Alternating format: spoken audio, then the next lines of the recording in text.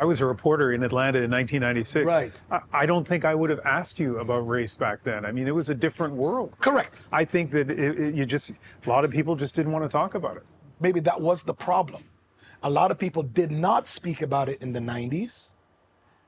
Or if they spoke about it, people like myself who had a stage would have these very generic, sterile answers. Yeah. And unfortunately, that was never me.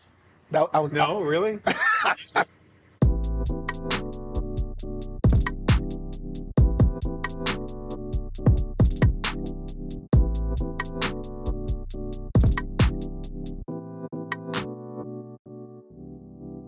So we thought, a Jamaican restaurant in Toronto, perfect place to talk to you because you're a Canadian sports icon, but very much someone who came from Jamaica, right? Like in your book, Undisputed, it starts with a scene in Jamaica.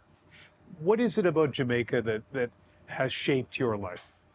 Oh man, great question. Everything about Jamaica has shaped my life. This is where I started.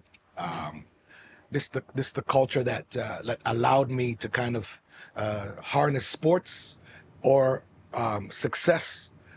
This is what was taught to me by my parents, and whatever my pursuit is of success.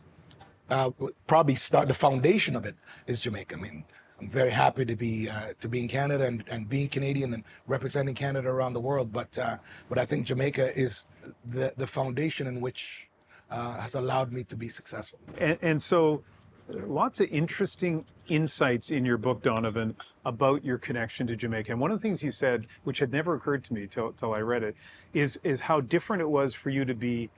The experience of being black in Jamaica is so different than it is, thank you, in Canada. Jerk chicken. Ah, nice. Jerk Yes. chicken, of course. And our curry goat. Curry goat. Paired up with jasmine rice and a mango chutney. All right, thank you. My parents are going to be so jealous when they Yes. see the curried goat, but anyway. Yes. But let's talk a little bit about that. And you write about it, about the difference of being black in Jamaica as opposed to being black in Canada or the United States.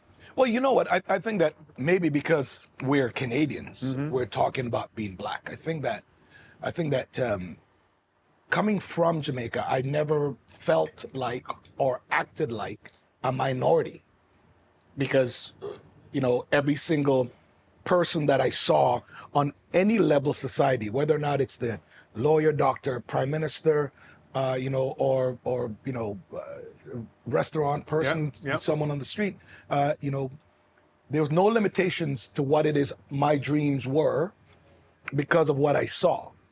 Where I came from, I saw people that were at the greatest success in life, the greatest success in society, like from top to bottom.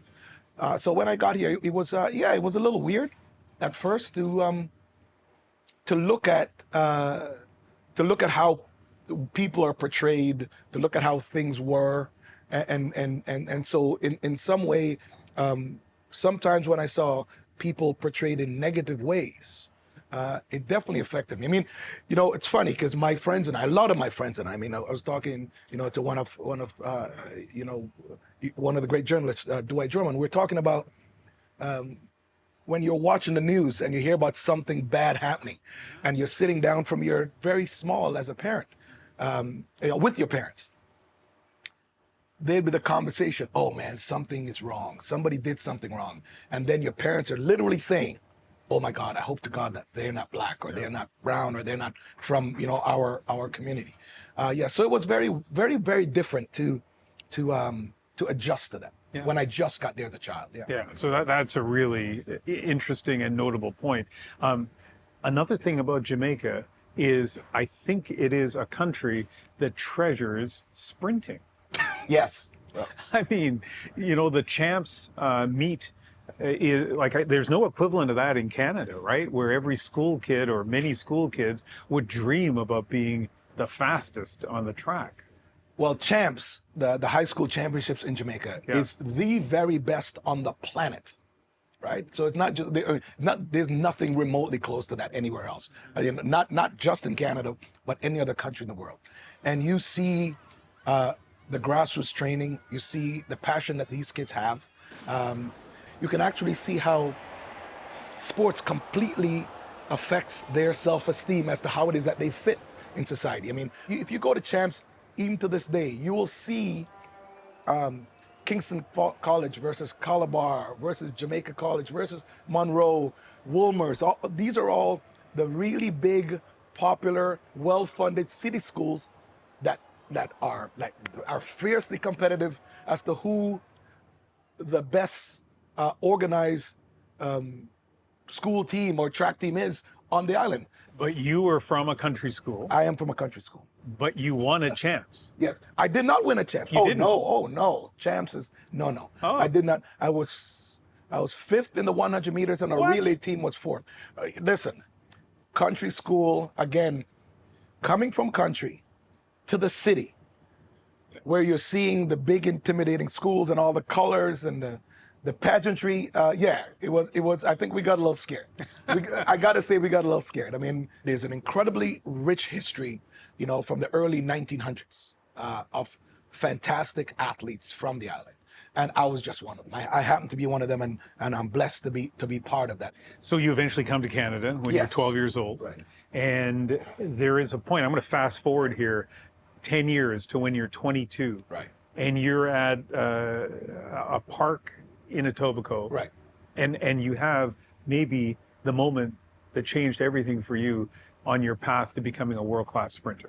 Yeah, we're at Etobicoke Stadium. I mean, you know what? Funny. I didn't see it that way. I didn't see it as this, oh my God, oh my God moment. But yeah, I mean, I showed up there and they were competing. They had done competed. And there was a few of the guys that I'd beaten in high school.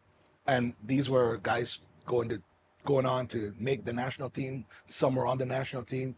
They were all full-time in some of these track clubs. And, I just felt I could beat them. Just like I said, I'm saying that nicely. I felt I could beat them. So yeah, we lied our way into me getting into the 100 Fibbed, meters. we'll say fibbed. We fibbed There you our go. way. Yes, There you go. we fibbed our way that allowed me to get a lane. And you had to borrow cleats, you had to Yeah. borrow clothes. And you placed fourth in that race? Right. I won that race. Yes, I won that race. But Ian, I was not dressed for the occasion. Yeah. It was a nice summer day, and I showed up there and I won. It started more people saying to me, dude, why are you wasting your time? This is God-given. You've been a great sprinter from you're quite young. Maybe you should pursue.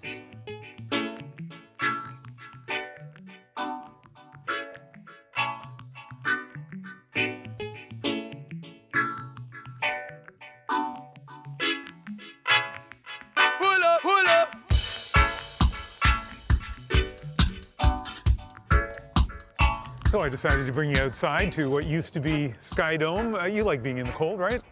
Yeah, as much as you do. Yeah. Okay, we'll make this quick. But Yes. this, of course, is where you had the 150-meter race. And I'm going to talk about that in a moment. But before we get there, thought I'd kind of ask you about a couple of other pivotal races in your career that people have heard a lot about, but maybe you can tell me something about each of them that might surprise them. First of all, 1996 Atlanta, gold medal in the 100 meters. So much has been said about it. So much has been written. I was in Atlanta as a reporter, couldn't get in the stadium, but I was watching on TV and I was nervous. I don't even know who you are. I'm sitting there nervous before the start because there were, I think, 6 guys in that race that could have won. There was one guy in that race that could have won, Ian. Just one. How did you feel in the starting block in Atlanta? You know what? I was probably nervous. I was probably more nervous about Atlanta, about my injury than I was about my talent and my speed. I'd gotten injured just before Atlanta. Didn't know how my body was going to hold up. But after I got to the first round, and then I had a great night's sleep. After the first night before the heats and the quarterfinals, then I knew I was going to be okay. But I was confident. I knew that it was a race for me to lose, and I don't think that way. Good. So I was just going in there to do my thing. This time they do get away. Now it's Donovan Bailey trying to pick up runners. Donovan Bailey is putting on the surge. Adam Walden in the lead. Here comes Bailey. He's got it. 9.84, a world record for Donovan Bailey and a gold medal. Okay, so after Atlanta brings us to why we're here, outside of what used to be Sky Dome. Bob Costas, who I have a great admiration for, in Atlanta came up with this notion that the guy that won the 200-meter race, Michael Johnson, was actually the fastest man, not you, which offends you to this day, probably, right? Okay, so you guys decided to go head-to-head in the 150-meter race here, a completely made-up event for to prove once and for all who's the fastest. This event has been called the savior of track and field in North America. It's been called trash sport. It's been called a heavyweight circus. He didn't pull up, he's a chicken. Michael, who's the fastest man in the world? I am. There's no doubt in my mind, Michael would be Donovan. Donovan Bailey rules. Whatever, it is great theater. Well, listen, first of all, Bob Costas is one of the greatest that ever did it. And I'm still a huge fan to this day. But it does irk me, yes, it does. Yeah, Michael ran 1932. They divided that. He apparently would have ran 966. But him not understanding that I ran 9.8 and then my last 100 meters in a relay is 8.6, so which means that I would have ran 18 seconds. He doesn't really understand that math. So the math doesn't compute. But yeah, this is the Skydome. I smile when I hear about the Skydome or Rogers Center. Yeah, this to me is one of the probably the greatest days that happen for Canadians, because I am reminded of it. I'm reminded by Canadians that this was a time where they were proud. They were proud that I represented them. They were proud I said the things that I said. They were proud that I won. Well, there is a most expected hush when runners approach the start line. Bailey on the inside, drops it on the outside. Bailey with a great start, running through the turn, in the lead. Now they race towards the finish. Johnson pulls up, Bailey's going to win it. Donovan Bailey comes back.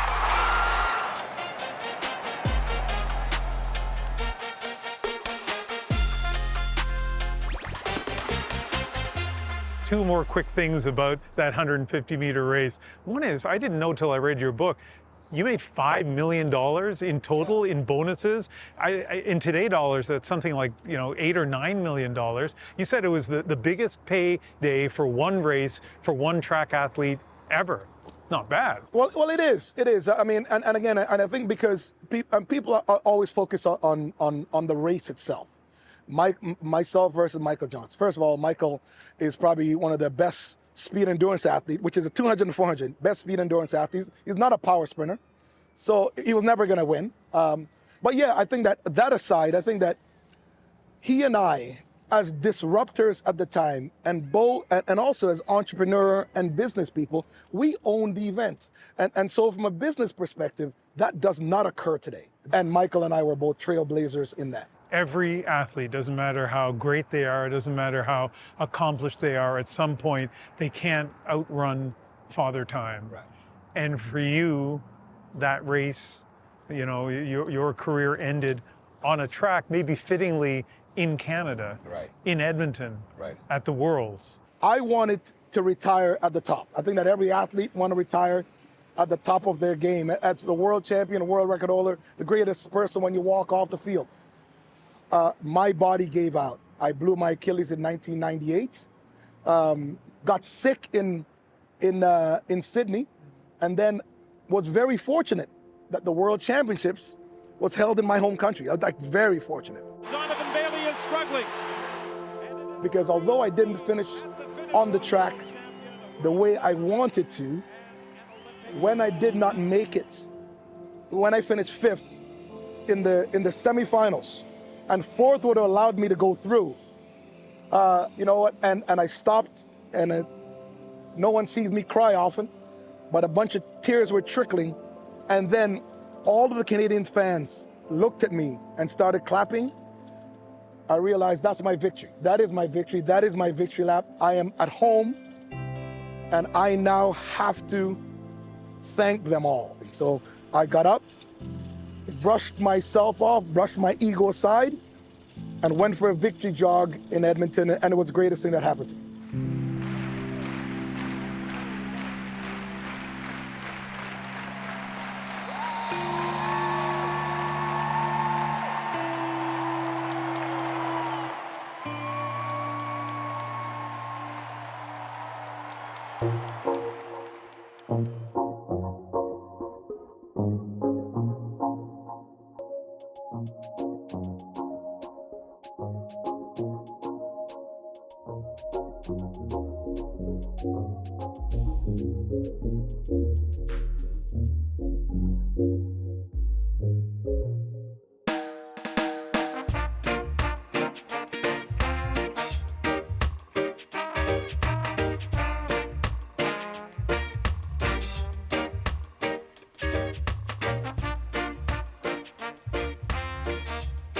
Listen, this food is absolutely fantastic. I'm glad that we're doing this over food generally, but Jamaican food even better.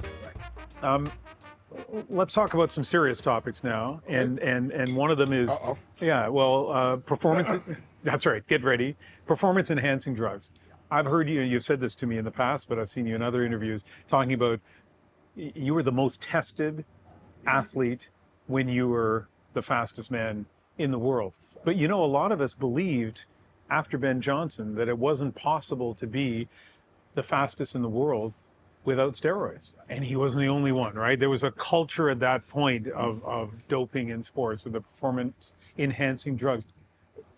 In your book, you talk about how, I think you use the word paranoid, right? How worried you were that somehow through some mistake or bad action by somebody else, you might test positive. You might ingest something that you shouldn't. Ian, I've never, ever watched or witnessed an athlete who tested positive, who didn't have a story. You know what I mean? Yeah. And so I knew that I was responsible for every single thing that I ingested. Everything I ate, everything I drank, where my water bottle is, like every single thing on like whatever massage oil my massage therapist was using, like every single thing. Because again, I know the responsibility that I shouldered representing this country. I knew the story before. The cortisol that probably built up in my body with just plain paranoia. As opposed to just being in a place where you can just freely be yourself, go to competition and run as fast as you can. Dan and I have spoken many times, my coach Dan Paff spoken many times, goes, if you had support or if you didn't have all those worries, you'd have ran way faster. I think that probably being paranoid was probably harder than actual training that I did every day. Because the fact is, if I'm on the track and I'm doing repeat runs, and I have to place my water bottle somewhere where no one's gonna touch it, and no one's gonna see it, and no one's gonna be around it. That to me, how that affected me mentally. Obviously, these are reflections, but yeah, there was absolute real paranoia, and understanding the weight in which I had to shoulder, and the fact is that I could never disappoint. Again, parents, culture, country, or in whatever, that's not in chronological order, but they're all equally important. Yeah. Let's talk about another serious topic, racism, and even you suggesting in 1996 that in Canada there might be a quiet racism. Right. Even that is an utterly reasonable statement, but it wasn't received that way. Ian, I was asked a question in 1996 about whether or not racism existed. Yeah. That was it. It's real simple, because I am definitely no activist. I'm probably more of a capitalist than if there's any ist, I'm a capitalist, right? So I'm certainly by no means an activist. My parents certainly were as community leaders. But I was asked a question, and the question was about racism and if it existed. And the fact that I dare to actually answer the question, me being my authentic self, was like front page news. I'm like, of course it exists. Yes, of course. At that time, that's all I was talking about. Yeah. And full circle, this is great that you and I can sit here and have a conversation about it. And obviously post George Floyd and Colin Kaepernick and all of these things. In 1996, I simply wanted a meeting. Yeah. I simply wanted to meet with the head of Athletics Canada and the head of the COC to say, hey, listen, there's some things that are happening in our very team. People need more assistance. and they feel that they're not getting assistance because of their race and because of their color. And I simply just wanted that conversation. And so imagine that we can have this conversation in public today.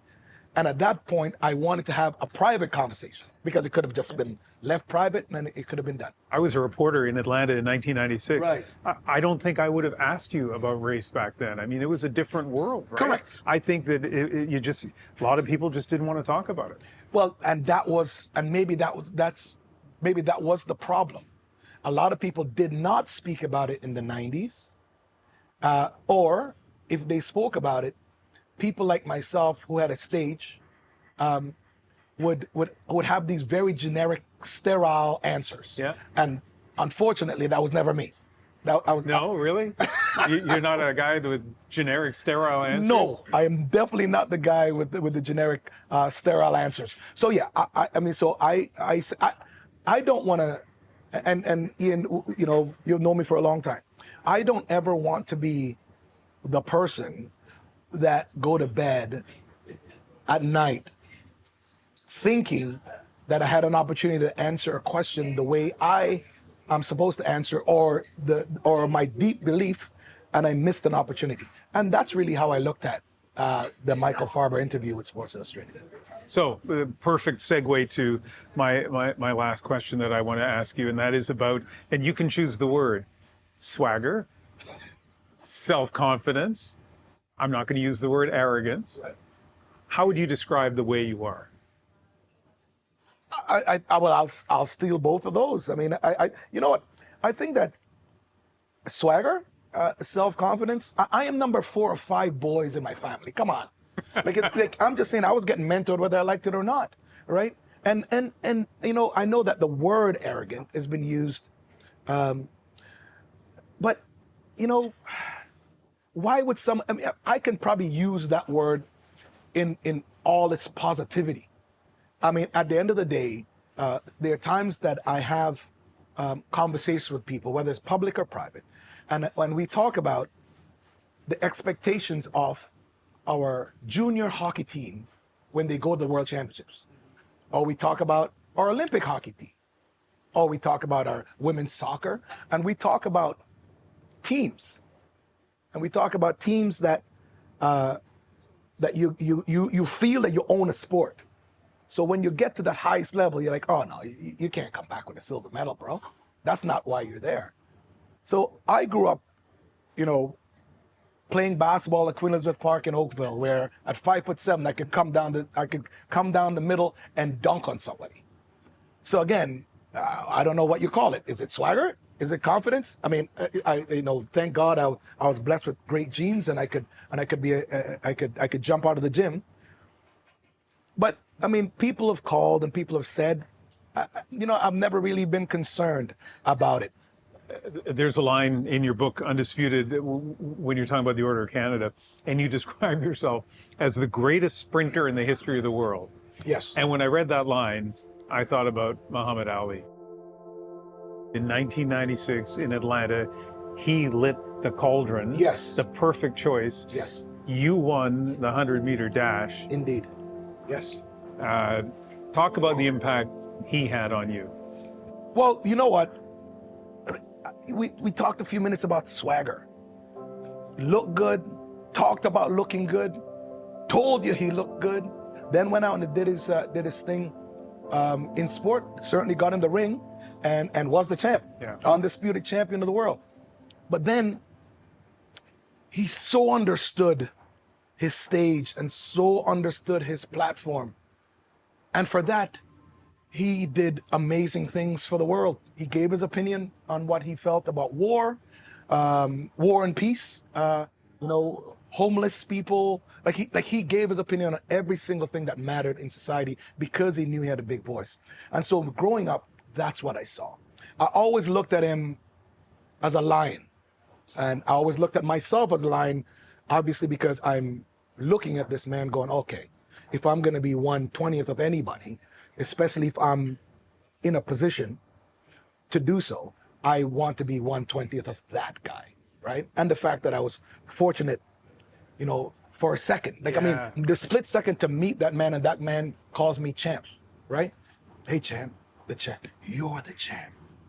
I mean, even at that time, he was, like, again, fleeting moments. These are times that I can close my eyes and I can remember it, just like that. And I can relive that moment a million times. And it's like it happened 35 seconds ago.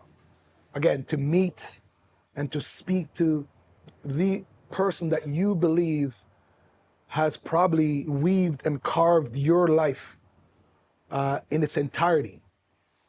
It was an absolute surreal moment.